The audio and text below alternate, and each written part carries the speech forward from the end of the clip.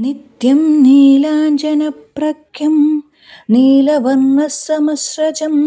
छायामार्तण्डसम्भूतं नमस्यामि शनैश्चर्यं नमोऽर्कपुत्राय शनैश्चर्यराय नीहारवर्णञ्जनमेचकाय श्रुत्यारहस्यं भवकामदश्च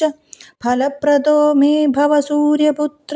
नमोऽस्तु प्रेतराजाय कृष्णदेहाय वै नमः शनैश्चर्यराय क्रूराय शुद्धबुद्धिप्रदायिने य एभिर्नामभिः स्तौति तस्य तुष्टो भवाम्यहम् मदीयं तु भयं तस्य स्वप्नेऽपि न भविष्यति। नित्यं नीलाञ्जनप्रख्यं नीलवर्णसमस्रजं छायामार्तण्डसम्भूतं नमस्यामि शनैश्चर्यं नमोऽर्कपुत्राय शनैश्चर्यराय नीहारवर्णञ्जनमेचकाय श्रुत्यारहस्यं भवकामदश्च फलप्रदो मे भव सूर्यपुत्र नमोऽस्तु प्रेतराजाय कृष्णदेहाय वै नमः शनैश्चर्यराय क्रूराय शुद्धबुद्धिप्रदायिने य एभिर्नामभिः स्तौति तस्य तुष्टो भवाम्यहम्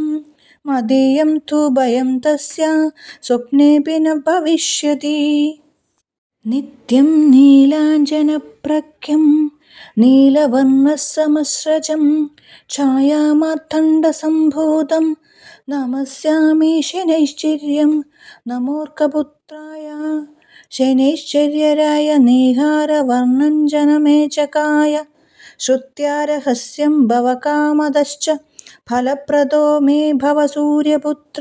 नमोऽस्तु प्रेतराजाय कृष्णदेहाय वै नमः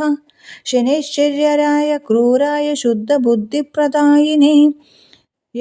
एभिर्नामभिः स्तौति तस्य तुष्टो भवाम्यहम् मदीयं तु भयं तस्य स्वप्नेऽपि न भविष्यति।